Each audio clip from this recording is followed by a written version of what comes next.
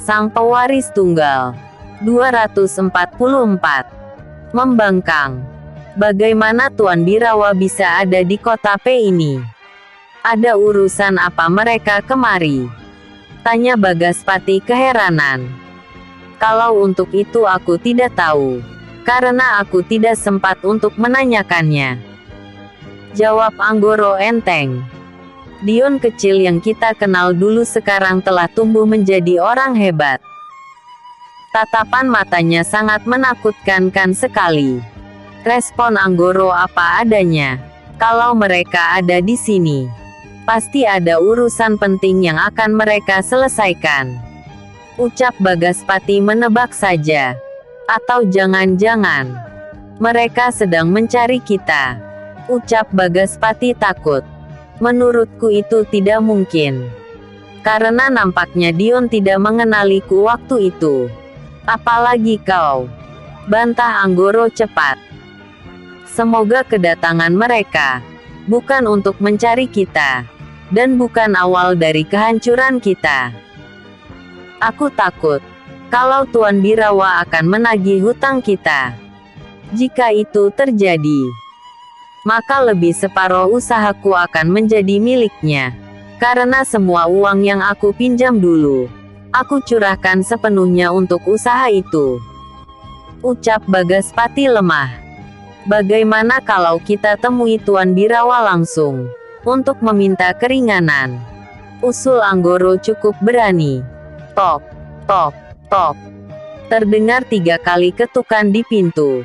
Yang daun pintunya sudah terbuka separoh. Anggoro dan Bagaspati serentak menoleh ke arah pintu tersebut, dan mendapati seorang pengawal keluarganya sedang berdiri di sana. Masuk. Ucap Anggoro tegas. Ada apa? Tanya Anggoro garang. Di luar ada 4 orang pengawal yang mengaku utusan dari Tuan Birawa. Katanya ingin menemui Tuan. Jawab pengawal itu cepat. Apa? Lalu apa yang kau katakan pada mereka? Respon Bagaspati sangat terkejut sekali. Saya menyuruh mereka untuk menunggu. Apakah mendapat izin masuk atau tidak dari Tuan? Jawab pengawal itu apa adanya. Dasar bodoh. Kenapa kau tak katakan bahwa tuanmu sedang tidak ada di rumah? Bentak Bagaspati marah. Saya. Jawabnya gugup. Bodoh. Maki Bagaspati semakin marah. Sudahlah Dik. Sebaiknya kita temui mereka dan tanyakan apa maksud kedatangannya kemari. Ucap Anggoro mencoba menenangkan Bagaspati. Dasar sial. Respon Bagaspati masih tetap saja marah. Setelah berkata seperti itu, Anggoro dan adiknya keluar dari dalam rumah, dan menemui mereka yang masih berada di luar pagar. Buka pintu pagarnya. Perintah Anggoro tegas. Ketika melihat ke arah pintu yang masih tertutup rapat itu. Begitu pintu sudah terbuka, Anggoro segera meminta ke-4 pengawal itu untuk masuk ke halaman rumahnya. Kami utusan dari Tuan Besar. Datang ke sini untuk memberitahu bahwa kalian berdua besok pagi diperintahkan untuk menghadap Tuan Birawa dan Tuan Besar Dion di Grand Sriwijaya Hotel. Ucap seorang utusan tanpa berbasa lagi-lagi. Kalau boleh tahu, ada urusan apa tuan kalian itu memanggil kami? Tanya Bagaspati merasa tidak senang. Kami hanya diperintahkan untuk menyampaikan perintah. Itu saja. Selebihnya akan kalian tahu setelah datang. Jawab utusan itu tegas. Bagaimana kalau kami menolak? Tanya Bagaspati membangkang. Maka bersiap-siaplah untuk mati. Sambut utusan itu tegas. Kemudian tanpa menoleh lagi, meninggalkan halaman rumah Anggoro dengan cepat. Kurang ajar. Dia pikir dia siapa? Seenaknya main perintah orang untuk menghadap. Memangnya dia bos kita? Gerutu Bagaspati kesal. Hati-hati kalau berbicara gas. Salah-salah kau bisa mati. Karena kemarahanmu itu. Bentak Anggoro marah. Apa kau tak merasa terancam?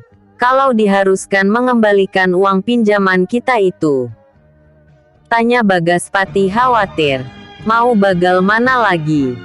Kita memang berutang uang pada Tuan Birawa. Yang namanya hutang, ya harus dikembalikanlah.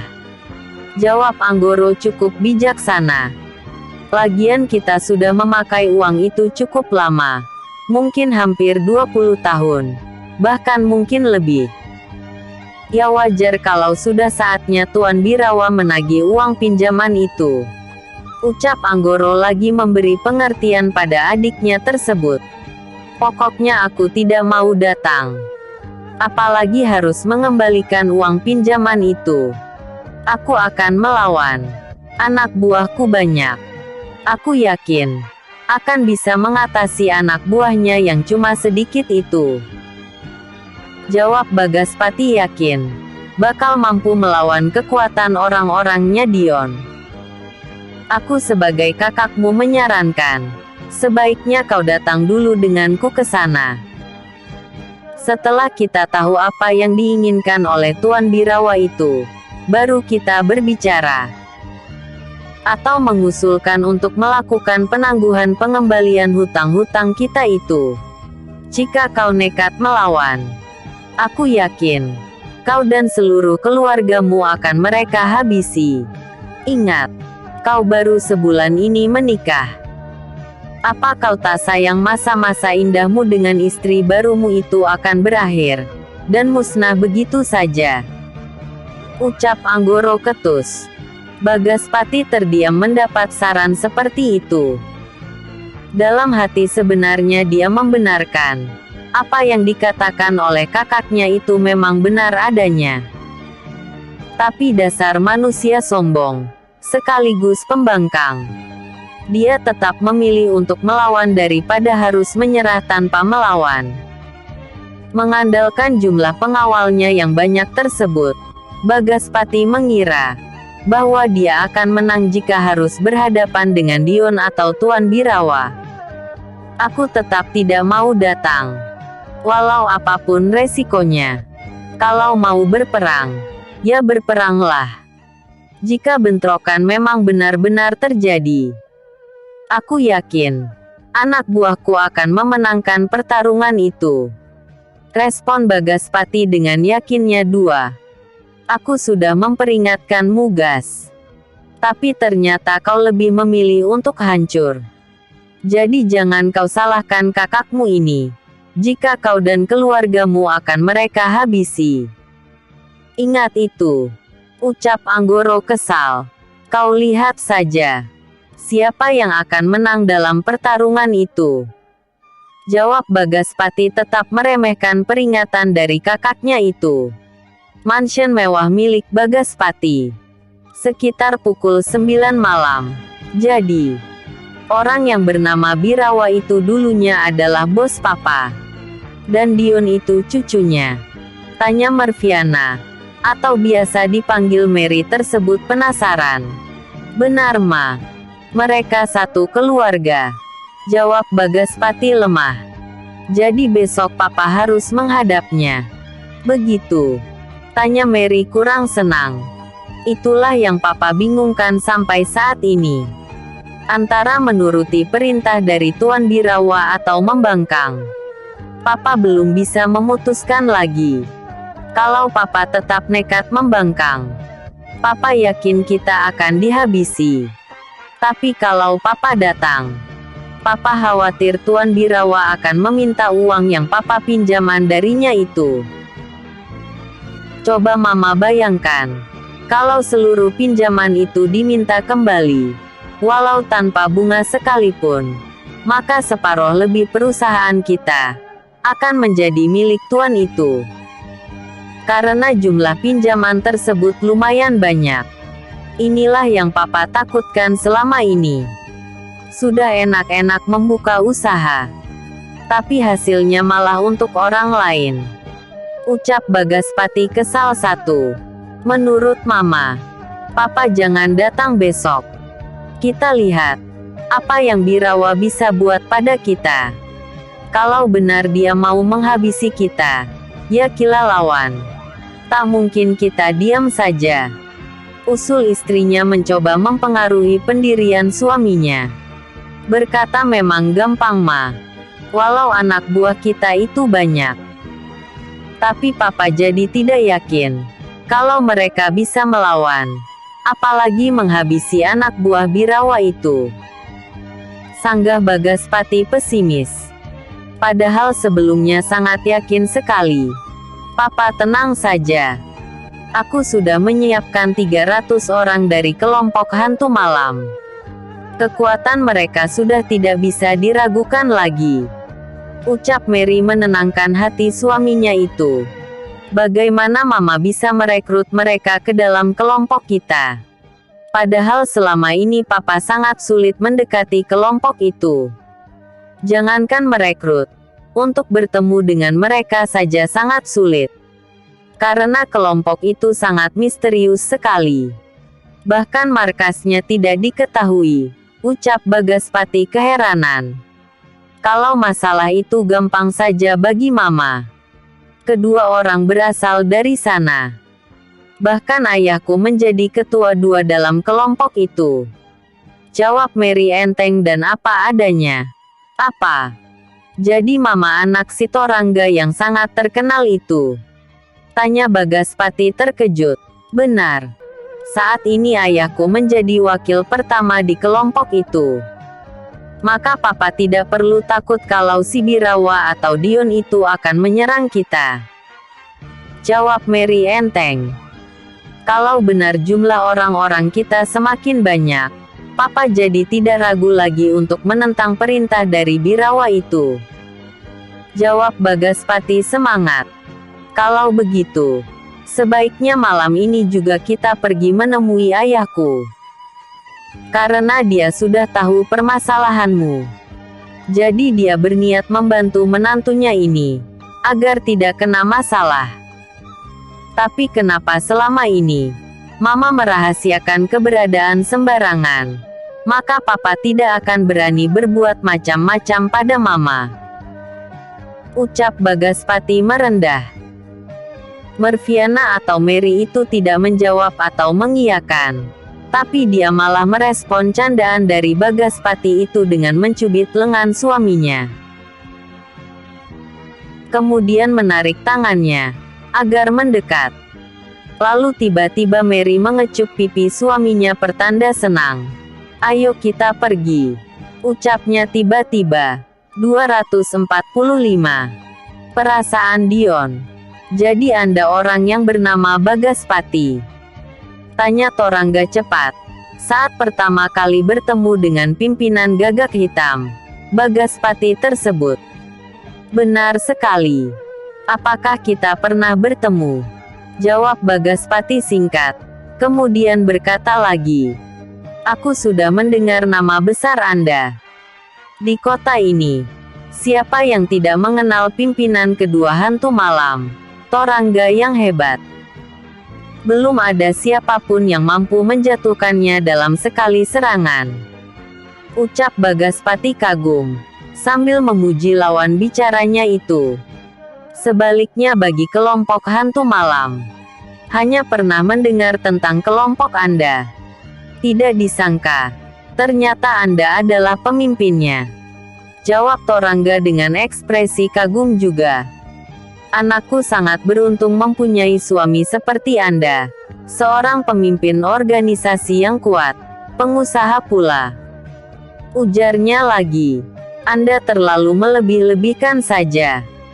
Justru Andalah yang sangat luar biasa. Sudah menjadi orang penting di suatu organisasi besar di kota ini. Jika dibandingkan dengan organisasi yang aku pimpin, maka organisasiku tidak ada apa-apanya dengan organisasi Anda. Sungguh aku merasa beruntung, karena bisa menjalin hubungan dengan Anda, termasuk juga organisasinya. Respon Bagaspati cukup lancar sekali. Aku sudah mendengar tentang masalahmu dengan pengusaha asal kota J itu melalui anakku ini. Dia mengatakan ingin meminta bantuan pada kelompok hantu malam yang dipimpin oleh Bramantio bosku itu. Tapi sayangnya yang bersangkutan sedang berhalangan hadir saat ini.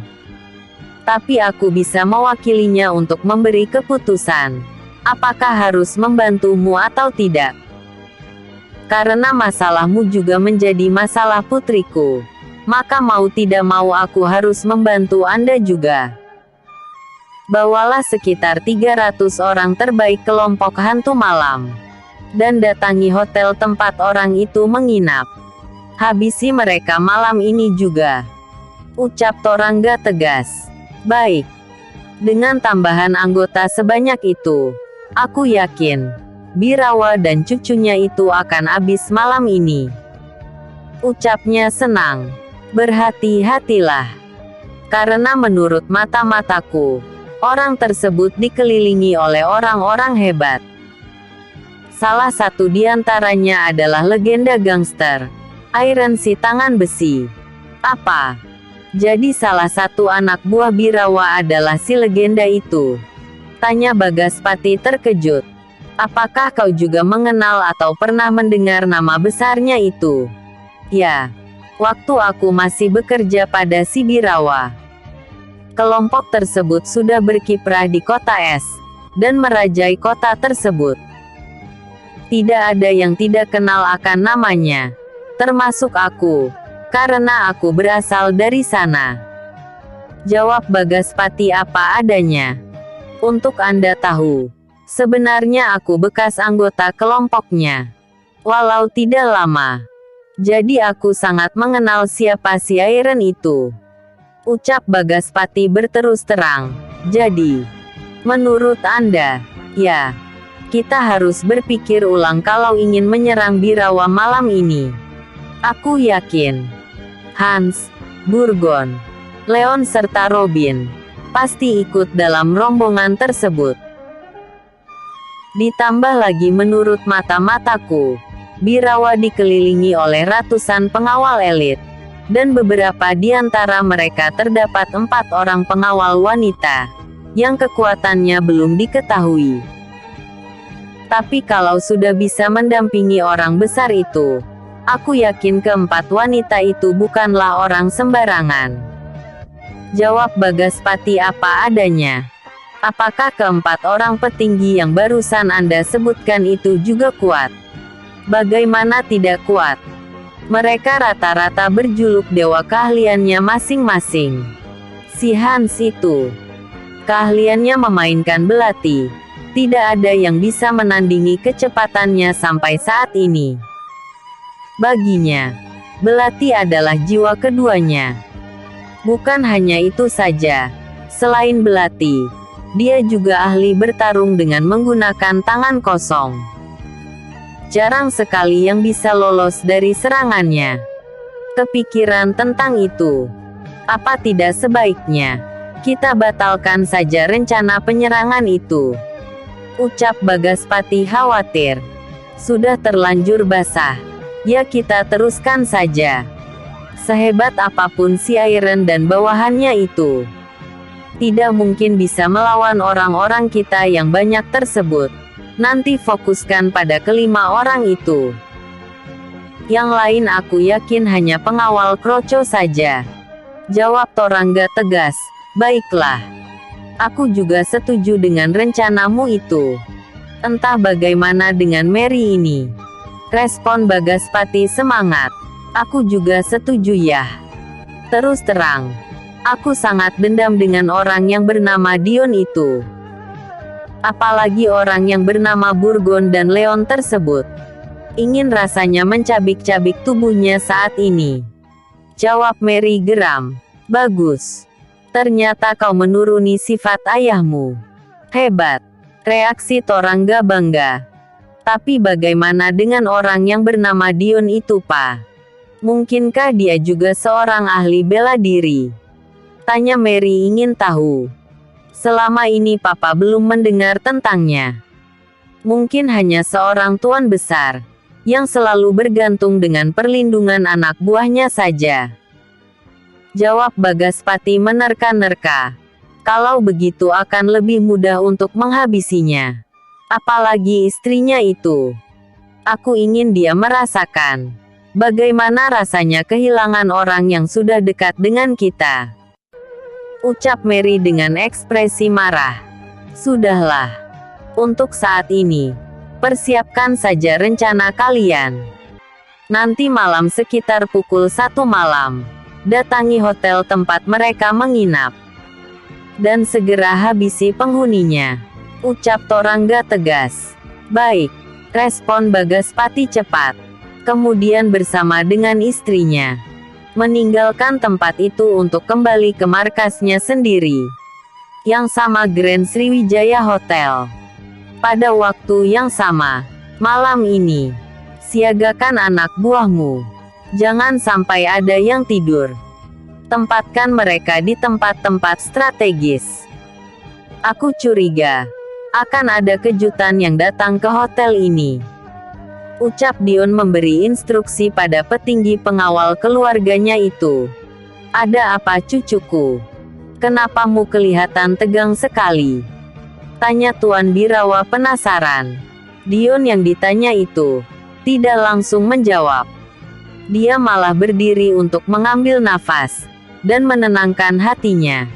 Lalu tak lama kemudian dia berkata, entah kenapa sejak sore tadi, perasaan Dion tidak enak kek.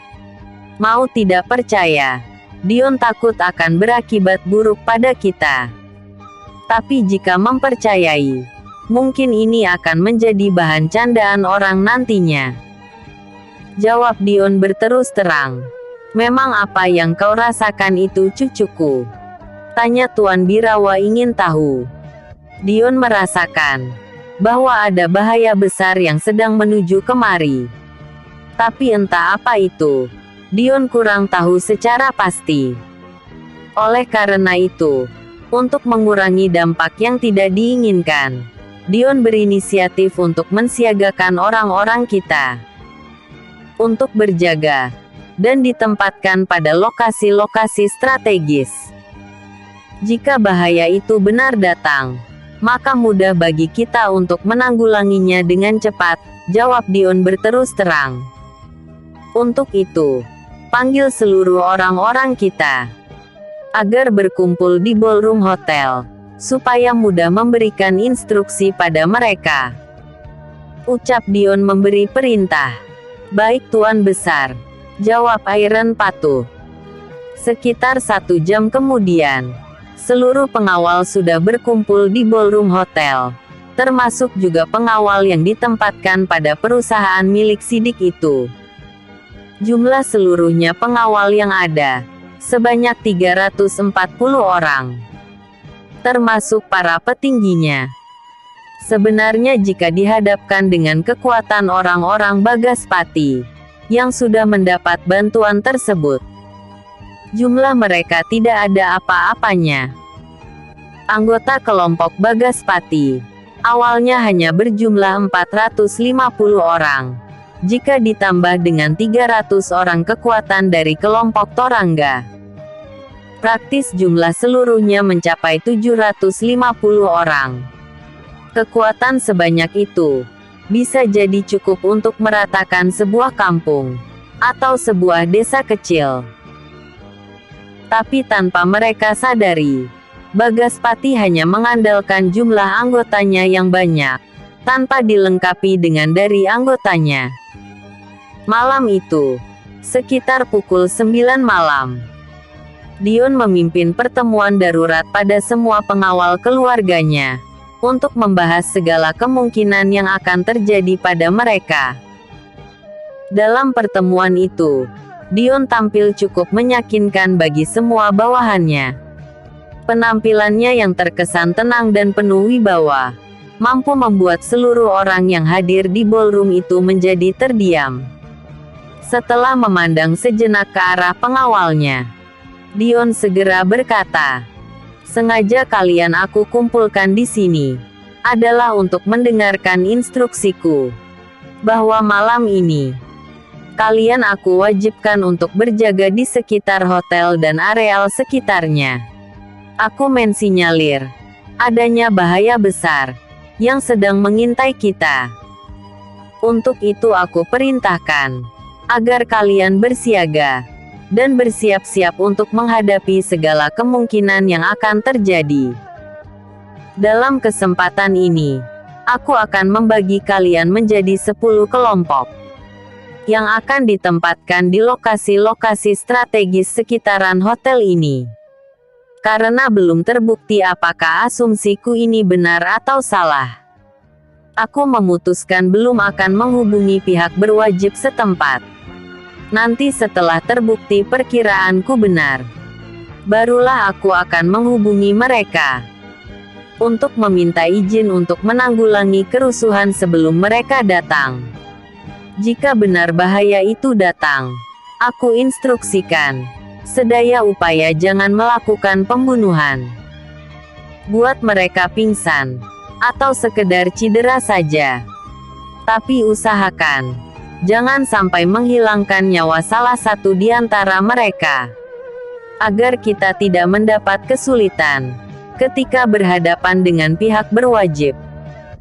Kelompok ninja menempati atas gedung di sekitaran hotel ini. Sebagiannya lagi bersembunyi dekat tempat-tempat yang kurang mendapat pencahayaan lampu. Kelompok assassin tempati di setiap perempatan jalan, juga di sekitaran hotel ini. Kelompok samurai hadang mereka di ujung jalan dan di depan hotel ini. Sementara kelompok lain menyebar dan membantu kelompok yang sudah ditetapkan tadi. Sementara petinggi pengawal dan beberapa komandan elit lakukan penyisiran di sekitar hotel dalam radius 200 meter. Didampingi oleh belasan pengawal elit lainnya, kelompok intelijen pimpinan Burgon sisir setiap lokasi yang diperkirakan tempat mereka akan lewat dalam radius 1 kilometer. Lakukan kontak terus-menerus, agar setiap saat aku mendapat laporan masuk.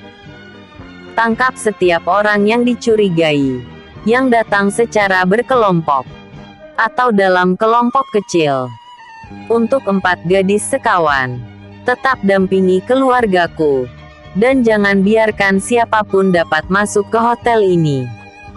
Bekerjalah sungguh-sungguh, dan jangan menganggap remeh lawan, ucap Dion berapi-api ketika memberikan instruksi.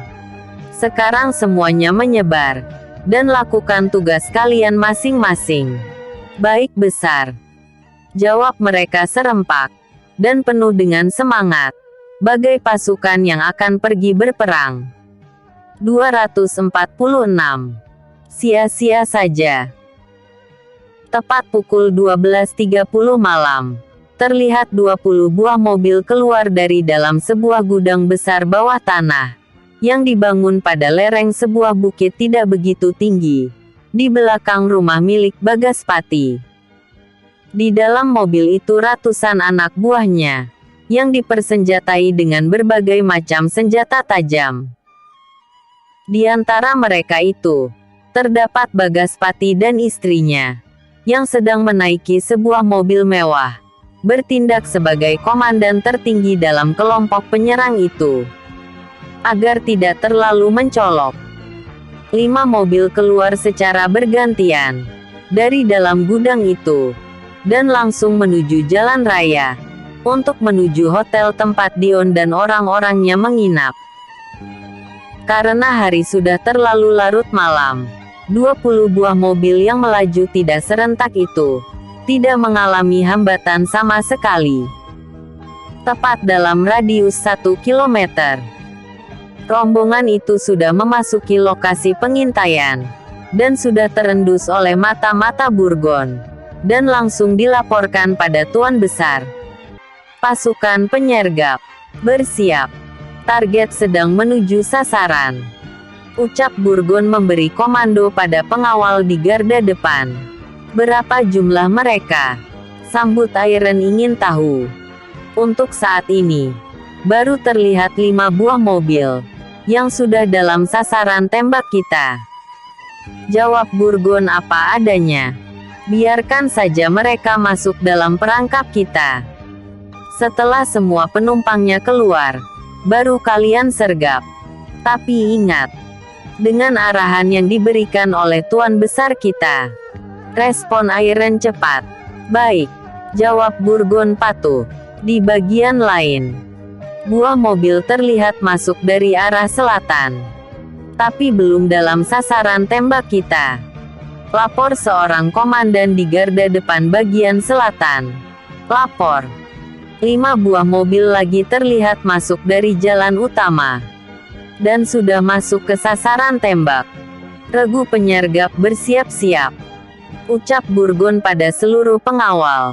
Yang terhubung dengan earpiece pada masing-masing telinga pengawal itu. Lapor. Terlihat 5 buah mobil besar. Dengan 1 mobil mewah. Terlihat memasuki lokasi regu pengintai. Dan berhenti sekitar 300 meter dari regu penyergap. Mereka berada di tengah-tengah regu pengintai dan regu penyergap. Apa yang kami lakukan? Tanya seorang komandan pada pimpinannya. Untuk sementara, biarkan dulu. Tunggu mereka semua keluar dari dalam mobil. Dan hitung jumlah mereka. Balas Iron memberi instruksi. Sulit memprediksi jumlah seluruhnya. Karena penumpangnya masih berada dalam mobil. Jawab Burgon cepat. Begitu juga dengan komandan yang bertugas di sisi selatan. Sementara itu, di pihak penyerang, sopir mobil mewah Bagaspati terlihat keluar dari dalam mobil, dan bergegas membukakan pintu mobil tuannya. Tak lama sesudah itu, Bagaspati pun keluar dari dalam mobil, setelah pintu mobilnya dibukakan oleh seorang pengawal. Setelah dia berada di luar mobil, tangannya terangkat ke atas, memberi kode pada anak buahnya untuk keluar juga.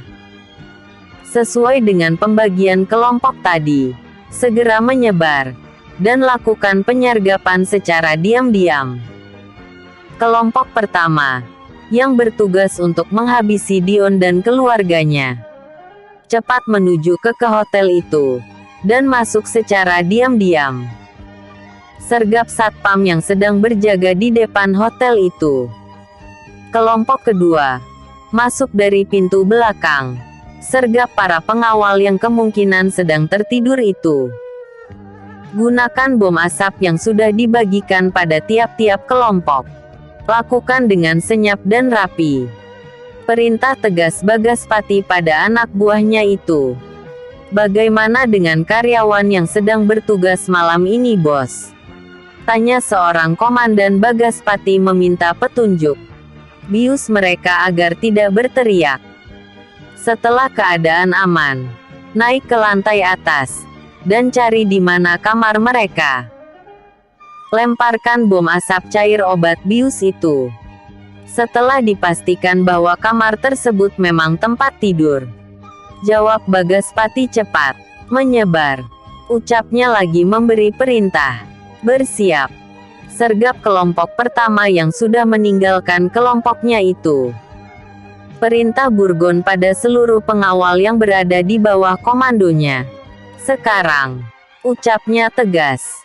Shoot, shoot, shoot. Jilep, jilep, jilep.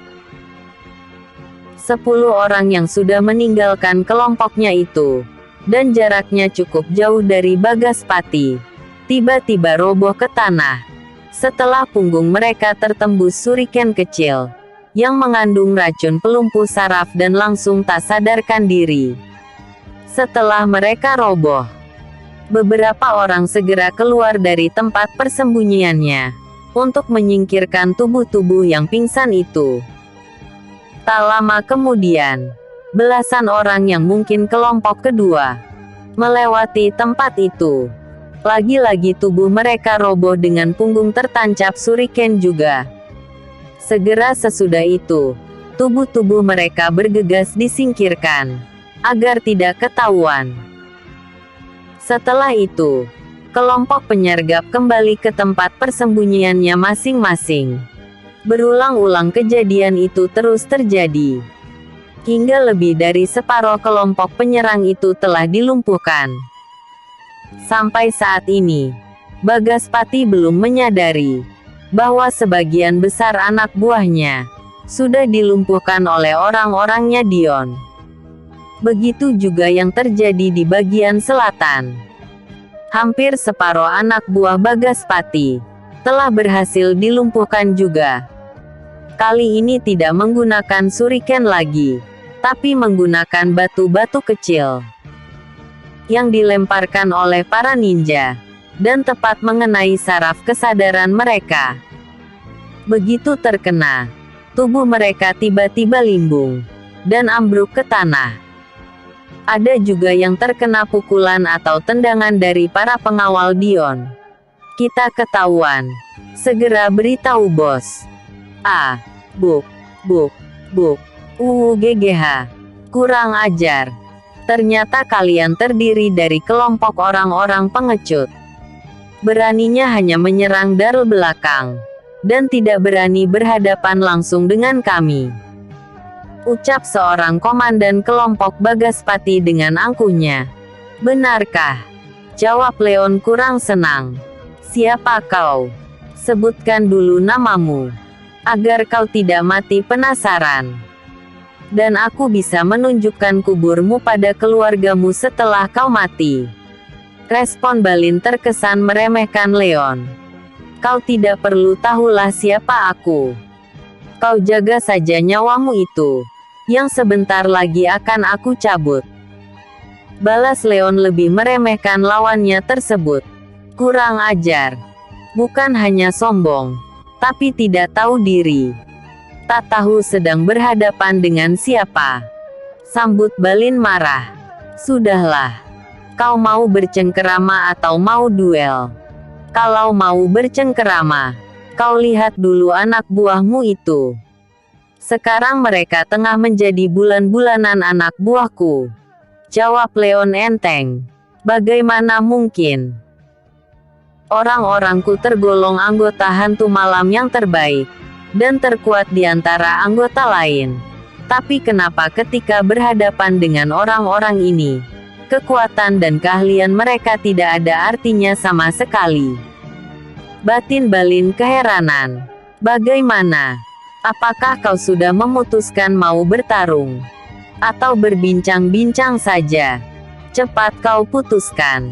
Kebetulan mataku sudah mulai mengantuk. Mungkin kau begitu juga. Ucap Leon meledek. Sebelum aku membunuhmu, aku ingin kau beritahu bagaimana kalian bisa mengetahui pergerakan kami.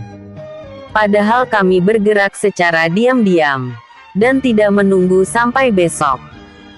Tanya Balin keheranan. Kalau untuk masalah itu, kau matilah dulu. Baru kau akan mendapatkan jawabannya. Respon Leon datar, tapi terkesan mengancam. Bajingan, terima ini. Ucap Balin marah, sambil melancarkan pukulan tangan kanannya ke arah wajah Leon. Mau wajahku yang ganteng ini ya? Enak saja. Ucap Leon marah. Buk, des, bam. Tubuh Balin terdorong sejauh 2 meter, dan menabrak mobil yang ada di belakangnya itu. Setelah punggungnya terkena tendangan kuat kaki Leon. Cuma segitu sajakah kekuatan seorang komandan gangster, yang katanya ditakuti, serta disegani di kota P ini? Tanya Leon keheranan. Aku hanya lengah saja. Kali ini aku jamin, kau tidak akan bertahan lama setelah merasakan kekuatan pukulanku ini. Jawab Balin marah karena merasa direndahkan serta dipermalukan oleh lawannya itu. Wah, kedengarannya sangat menakutkan sekali. Aku jadi takut, respon Leon sambil pura-pura mundur karena ketakutan. Emosi Balin benar-benar dipermainkan oleh Leon. Dengan selalu melontarkan kata-kata yang merendahkan dan mengolok-oloknya itu. Melihat lawannya berperilaku seperti itu, membuat kemarahan Balin memuncak. Kemudian dengan beringasnya dia menyerang Leon. Dengan kekuatan kaki serta tangannya yang saling bergantian menyerang. Tapi Leon bukanlah petarung kemarin sore, yang harus mundur hanya dengan serangan lemah seperti itu. Dengan mudahnya Leon menghindar atau menangkis pukulan tersebut. Menyadari serangannya tak mempan atau mengenai lawannya, membuat emosi Balin semakin naik. Tiba-tiba Balin mengeluarkan sepucuk pistol dari balik bajunya, dan langsung diarahkannya ke arah Leon. Tapi sebelum pistolnya itu meletus, tangan yang memegangnya terjatuh ke tanah, bersamaan dengan pistolnya tersebut. Di bagian lain, pertarungan juga sedang terjadi, di mana korban jatuh di pihak Bagaspati semakin banyak. Orang-orangnya tidak mampu mengimbangi kekuatan orang-orangnya Dion, apalagi ketika berhadapan dengan para komandannya. Sejauh ini, Iron belum mau turun tangan, apalagi Dion. Saat ini Dion sedang bersama dengan kakeknya, mengawasi pertarungan tersebut dari atas balkon lantai 2. Iron dan satu komandan pengawal elit terlihat sedang berdiri di belakang mereka. Dia juga sedang mengawasi jalannya pertarungan yang terjadi cukup jauh dari hotel tersebut. Para kelompok pengintai yang ditugaskan di garda depan masih tetap berada di posisinya masing-masing. Sedangkan kelompok penyergap sudah berbaur melawan kelompok penyerang itu. Sementara kelompok ninja yang bersembunyi di atap-atap gedung, juga di tempat-tempat gelap, masih tetap berada di sana. Tugas mereka adalah mengawasi jalannya pertarungan. Jika kelompok Bagaspati ada yang berbuat curang, Ivory dan Dragon saat ini masih terlihat santai-santai saja dalam kamar yang dijaga oleh 4 orang pengawal elit, dan 7 orang pengawal elit lainnya. Setingkat dengan Komandan Erik dan komandan-komandan lainnya. Mereka tidak ikut bertarung karena telah mendapat tugas untuk menjaga Ivory dan Dragon. Walau Ivory juga seorang ahli bela diri, yang kemampuannya tidak kalah dengan keempat pengawal pribadinya tersebut. Tapi demi menjaga wibawa suaminya, Ivory pasrah kalau harus dijaga ketat seperti itu. Di bagian jalan utama, saat ini pertarungan masih terus berlangsung. Belum ada pengawal Dion yang roboh atau terluka, karena lawan-lawannya itu kekuatannya setingkat dengan pengawal biasa atau level rendah. Sedangkan para pengawal Dion rata-rata adalah para pengawal elit. Bahkan 10 diantaranya sudah menyandang gelar komandan utama. Jadi dengan mudahnya mereka merobohkan orang-orangnya Bagaspati itu. Tapi sejauh ini, mereka hanya dibuat terluka atau pingsan saja. Bagaimana mungkin jumlah orang-orangku yang sebanyak ini tidak mampu melawan para pengawal Dion? Jangankan untuk menaklukkannya, mengenai tubuhnya saja tidak bisa. Kalau begini terus, lama-lama kelompokku akan habis, dan aku akan ditangkap oleh mereka. Lebih baik aku tinggalkan saja tempat ini, dan menyelamatkan diri. Sayang, ayo kita kabur. Orang-orang kita hampir kalah. Kalau kita tetap di sini, kita bakalan tertangkap dan menjadi tawanan mereka. Ucap Bagaspati ketakutan. Tapi, bagaimana dengan anak buah kita yang lain? Apakah kita akan meninggalkan mereka begitu saja? Bantah Mary kesal. Mereka akan segera kalah. Dan sudah tidak mungkin lagi untuk kalau kita nekat melawan dengan kekuatan kita yang tidak seberapa ini. Aku yakin dalam 1 jurus kita sudah jatuh. Oleh karena itu, cepat kita kabur sebelum orang-orangnya Dion sampai kemari. Ucapnya gugup. Lalu dengan tidak menunggu persetujuan dari istrinya tersebut, Bagaspati bergegas mendorong tubuh istrinya agar masuk ke dalam mobil. Setelah itu baru dia menyusul masuk.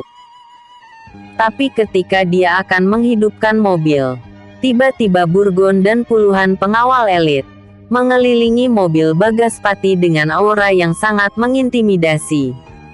"Mau kemana kau, Bagas?" ucap seseorang yang tiba-tiba saja muncul di tempat itu dengan suara penuh wibawa. Bersambung 247. Melarikan diri.